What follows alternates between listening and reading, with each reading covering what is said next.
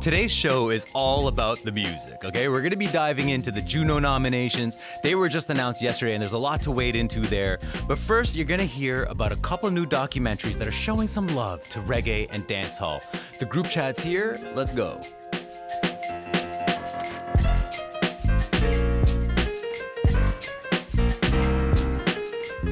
I'm Rad Simonpillai, sitting in for Elamin Abdelmahmoud. This is Commotion. So look, the past few years have been huge for Jamaican music on the world stage because, think about it. We got that Bob Marley biopic, One Love, did blockbuster numbers in theaters and really showed the appetite for this history. We got the Buju Banton and Vybz Kartel, two of Jamaica's most respected artists, touring again. And here in Canada, we're about to get not one, but two brand new documentaries celebrating Jamaican music, which is just absolutely unheard of, okay? And the first doc, it revolves around this classic dancehall record. Think kind of bam bam. It was all Jamaican, really different style, different fashion. You know? Tell me, say one thing Nancy can't understand. One thing Nancy can't understand. What make them a talk about me ambition? Say what make them a talk about me ambition? Bam bam, hey yo. That's a bit of dancehall legend Sister Nancy with her song Bum Bum on the iconic Stalag rhythm. The song and the artist are the subject of Sister Nancy, Bum Bum, the Sister Nancy story. The second doc we want to talk about is called Play It Loud, which is an ode to the veteran Toronto reggae and soul artist Jay Douglas. Danae, Peart, and Dalton Higgins, they got a lot to say about both the artist and the documentary. So Danae, Dalton, welcome back to the show. Thanks for having us. Howdy. Good vibes starting the day off here. Okay, so Dalton, talk to me. I want to start with Sister Nancy and her song Bum Bum. Where does Sister Nancy, and this song in particular, where does this sit in kind of the pantheon of iconic reggae releases? Yeah. I mean, I think this song, it sort of truly stands out, from this obviously long catalog of reggae hits. I think because it transcends boundaries and it actually resonated with people way outside of Jamaica and far outside of reggae music. I think that's its superpower. Now the song Bam Bam, it's known as the most sampled reggae song of all time. And if you look at who's sampling it, right, it's people, it's R&B artists like Beyonce, Lauryn Hill. It's electronic artists like Major Lazer, and I think most importantly, it was first sampled by a ton of iconic hip hop artists. All right, so you go down the list: Jay-Z, Pete Rock, Kanye West, who I guess is canceled now. But I have to drop some Canadian content in here in that when it comes to Sister Nancy's Bam Bam, the first group that actually sampled the song and took it outside of the Jamaican dancehall and into the hip hop scene is a group called Main Source, and they recorded this album called Breaking Atoms. And two of the three-person band are two guys from Scarborough, Ontario, Scarborough, Toronto, okay? Mm-hmm. The Mackenzie brothers, Sir Scratch and K-Cut. So Canada has a big role to play in Bam Bam's crossover outside of the dancehall, outside of reggae. Yeah, I love the shout out to Scarborough. Thank you, my home.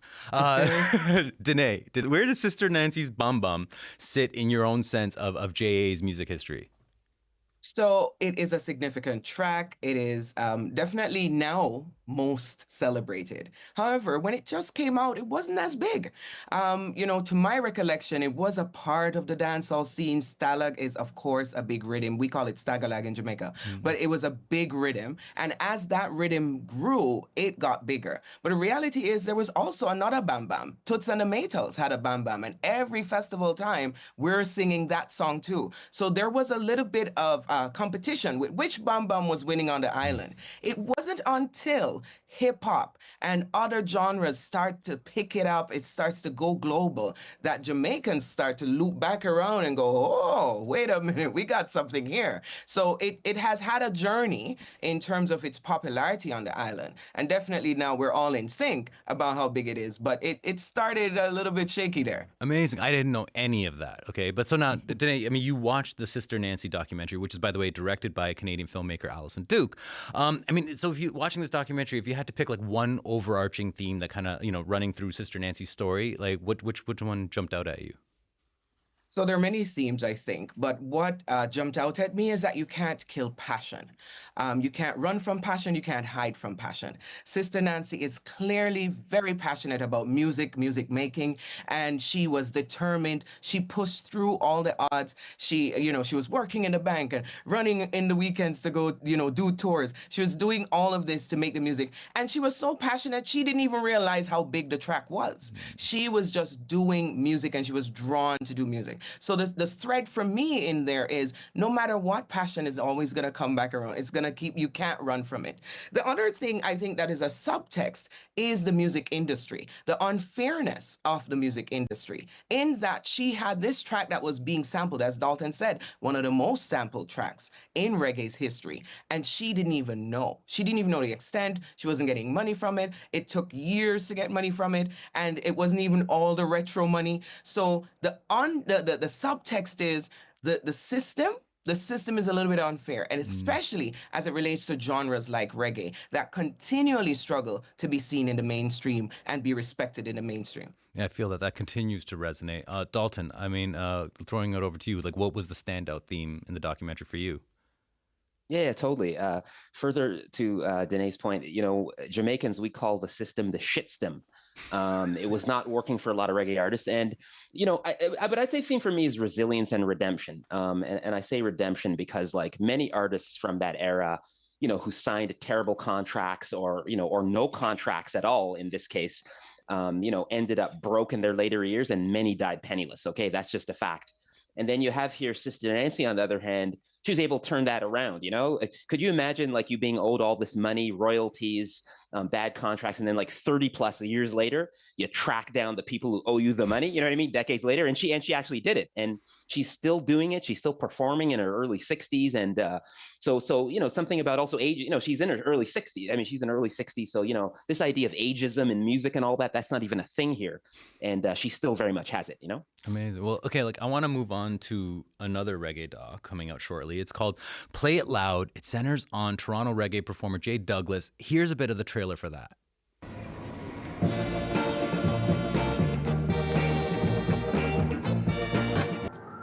I'm going to take you on a journey back to the beginning, the art and soul of black music in Canada. Who am I?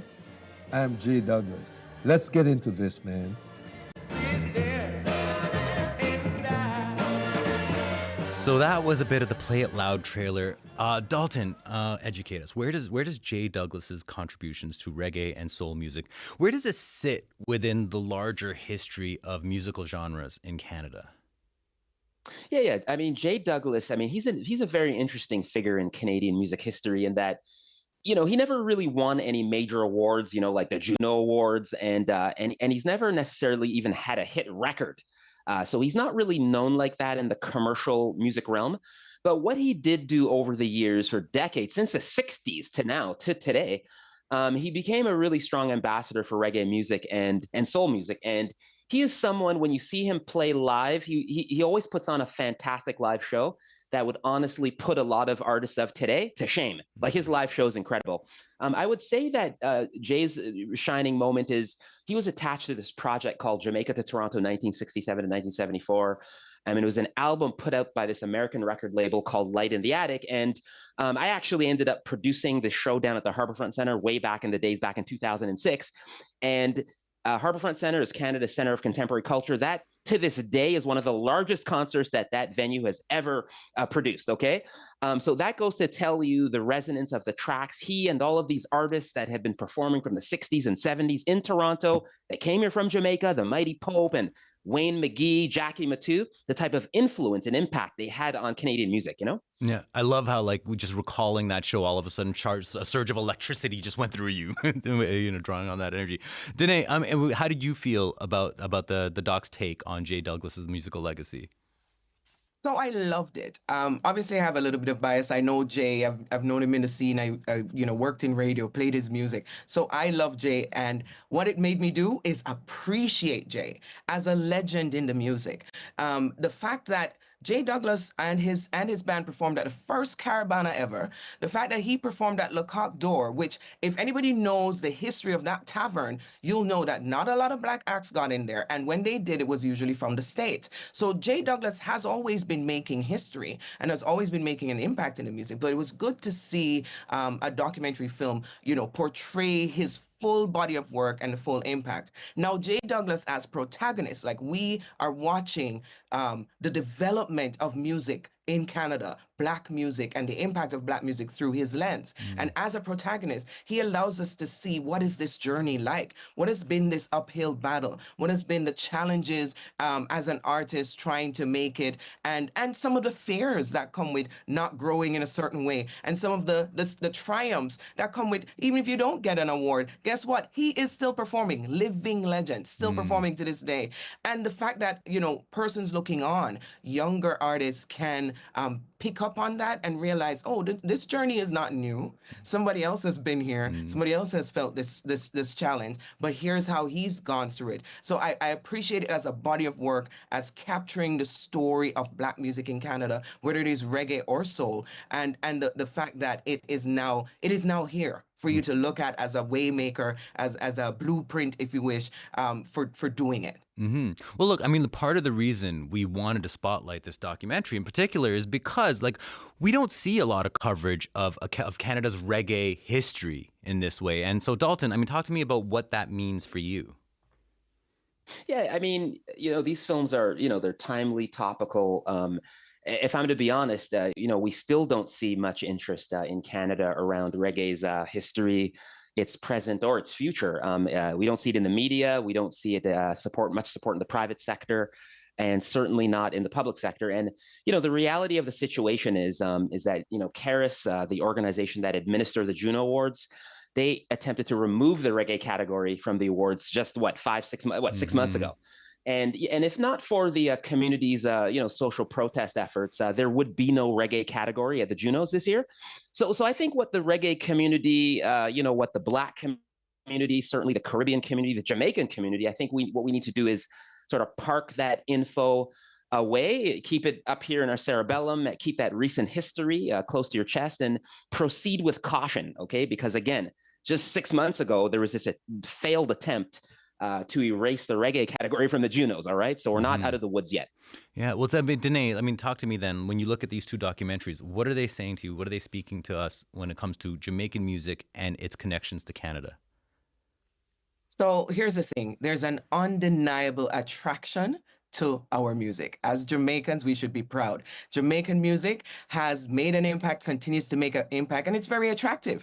And it's attractive in so much so that Canadians, whether it is picking up on Bam Bam and sampling it from the Canadian side, or Canadian creatives being able to tell stories in these ways and being able to produce rich, festival-worthy documentary films based on this music. So it is impactful, and there's also an intelligence to our music. A lot of times when we look at cultural art forms, we don't think about the intelligence in the design of the music, but there's an intelligence to the music that allowed for it to be sampled, that allowed for people to want to copy us, that allowed for people to want to continue to tell our stories. And so we, as an overarching thing, I think we can be proud of these bodies of work because they're continuing that conversation, and people can come to realize not only was reggae music being done in Canada, it's continuing to be done in Canada, and there are people who've been doing it at a high level, but also the creatives that are behind these projects are doing it at a high level. All right, Dalton, you got like 20 seconds if you want to jump in there. Do you have anything to add to that?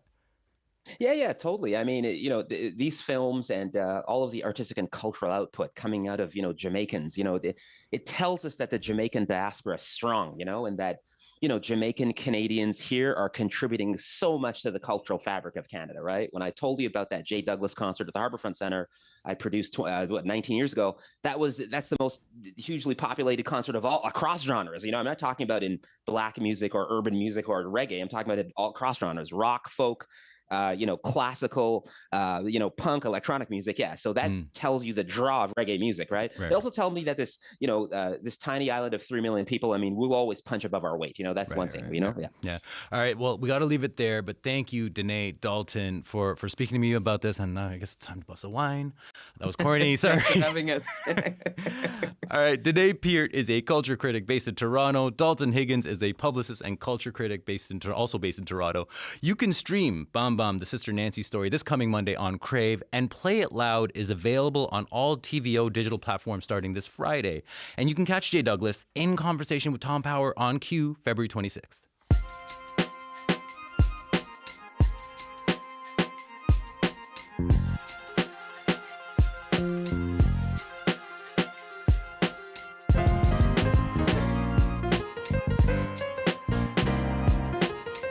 I'm Rad Simonpillai, sitting in for Elamin Abdelmahmoud. This is Commotion. Okay, so you heard us talking on this show about the Grammys last week. Well, now it's time for Canada to shine. The nominations for this year's Juno Awards, they were announced yesterday, and this artist's name came up a lot.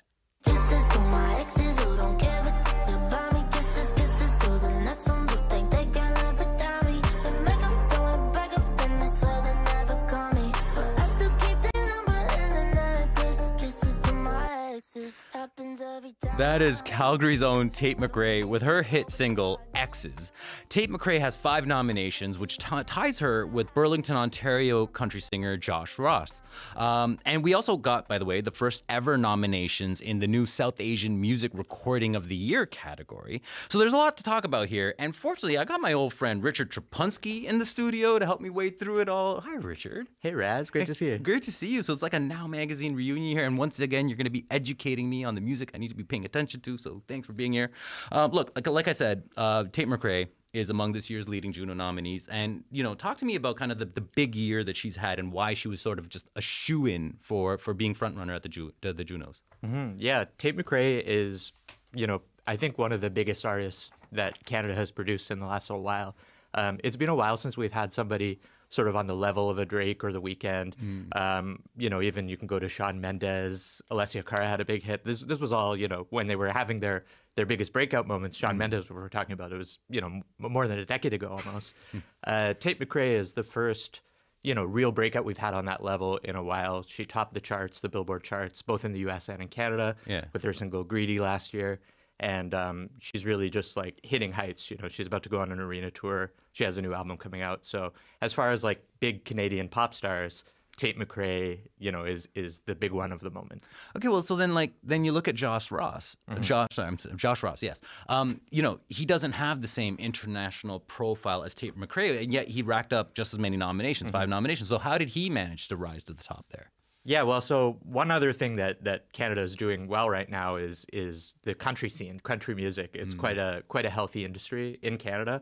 A lot of these artists are sort of breaking out as we speak. Maybe they haven't hit the heights in the U.S. yet, but Josh Ross is somebody who he's on a major label. He's been playing a lot of the big festivals. He's about to open for Jelly Roll, a major artist on his Canadian tour. He's played a bunch with Nickelback even, who kind of crossed over into the country scene a little bit. He did a guest spot with them in a couple of different live shows. So, the country music scene is quite booming at the moment in Canada. Okay. Well, taking a step back and looking at sort of the overall list of nominees this year, like what is the big story jumping out at you or playing out in this list of nominees? Yeah, so the biggest story I think I've seen is the continued success of Punjabi artists. This is something that when we launched Billboard Canada in 2023, the very first cover story we did was called The Punjabi Wave. It had 5 different Punjabi artists on the cover. And part of that was, this was something that we saw where Punjabi artists were really breaking out in a major way, and a lot of them were Canadian. And in talking to them and interviewing them, we found that, they didn't find that they were getting either the media or the industry support that they felt the numbers were dictating and just the health of the scene. And that's something that the Junos and the rest of the industry are sort of kind of starting to catch up to. Last year, Karan Aujla kind of surprised everybody by winning the Fan Choice Award at the Junos. I think people weren't expecting that. He was up against some big pop stars. But, with me watching the charts, seeing just like the engagement that you get from those really dedicated fans. It didn't surprise me. I've seen the popularity of an artist like Karan Aujla, and then here this year he's nominated for 3 awards, as is AP Dhillon, and there's this new South Asian recording category, which is something they've introduced this year. Okay, amazing. Well, okay, when it comes to kind of the big prize, the album of the year, okay, like we have this really eclectic group of artists. In addition to Tate McRae and Josh Ross, you have the Inna singer Alyssa B, Punjabi rapper Suka, and Quebec's Roxanne Bruno. A lot of first-time nominees. So what does that tell you about what's going on in Canadian music right now? Yeah, Canadian music's kind of in an interesting place. I think it's a bit of a changing of the guard moment. As I mentioned, there are still a few big pop stars, a few big names that kind of loom over everything. There's Drake and The Weeknd. The Weeknd is up there and most nominated this year. The Junos have a bit of problem getting him to come to the show. He only recently he ended his boycott of the Grammys as well, and Drake has been boycotting for a number of years. So there is sort of that star power issue at play there. But then also, like I said, there is a bit of a changing of the guard. Tate McRae is starting to break out, but one of the things that you've seen all across the music scene is like I mentioned, Punjabi music. There are all sorts of little pockets of different pockets of creativity in different world genres, different just genres in general that are starting to break out. And I think that it's in those genres and niches that you're seeing a lot of the really good creativity. So even if there isn't necessarily another pop star on the same level as Tate at the moment, the Canadian music scene is quite healthy in various different ways. Okay. Well, I really want to touch on this quickly because we just talked about these 2 new reggae documentaries, right, that were coming out and their connections to Canada. And we mentioned that, hey, the Grammys, they almost ditched this reggae recording of the year category as well as the best children and Christian gospel albums categories. They were dropped, but then after a lot of outcry, they were brought back. So just quickly, what's your take on how all that unfolded? Yeah, it was interesting to see. I think where I saw the most of the outcry, I think I heard you talking about this just before, was for the reggae category. The Junos have historically kind of had a fraught relationship with black music and hip hop as well. The Rascals famously boycotted a number of years ago because they weren't televising the hip hop category, and so that was something where the word started to get out that they were ending that category, and people were upset. There is the other side where some people have said there are too many categories. We need to sort of whittle it down. But I think that having all those different categories gives a lot of artists a chance to get nominated for Junos, to get that recognition that they might not otherwise have got, in album of the year or artist of the year necessarily, or maybe they'll be on their way there in the future. You don't want to just ghettoize people in one specific category. This is something we've seen played out with the Indigenous music category. Right. But the more chance we have to celebrate different kinds of music, I think it's a good thing. Amazing. Anyways, so just a minute left, but I do want to talk to you. I mean, we are like these Junos are happening in this really interesting moment right now, where we're reckoning with what Canadian identity means, and due to these threats because of President Donald Trump. So, do you see that turbulence as actually being a benefit to the Junos? Yeah, that's an interesting question. I think. I haven't seen it play out as much in the Canadian music scene as I have, for instance, the national anthem getting booed across hockey games and basketball games. There is a bit of a sort of support Canadian movement happening. I wonder if it's going to come to Canada. At the moment, we're kind of in the first big debate about CanCon in a long, long time. The Online Streaming Act is happening. The big foreign streamers like Spotify are being forced to sort of pay into CanCon funds, and there's some blowback from there as well. And so there's a debate happening about, what is CanCon? And I think, when you start to try and put a definition on what is Canadian music, it's a tough thing to do, especially right now. I think the health of Canadian music is that it isn't one thing. It is a lot of different things. And it is, musicians from around the world. There's a cultural fluidity here that I think defines the Canadian music scene in ways that I think are starting to be recognized. Well put. Okay, well, Richard, once again, as always, thank you for educating me on all this stuff. So Richard Trapunski is a writer and the digital editor of Billboard Canada, also my former colleague at Now Magazine. For the full list of this year's Juno nominees, go to cbc.ca/Junos. The big night happens on March 30th at Rogers Arena in Vancouver.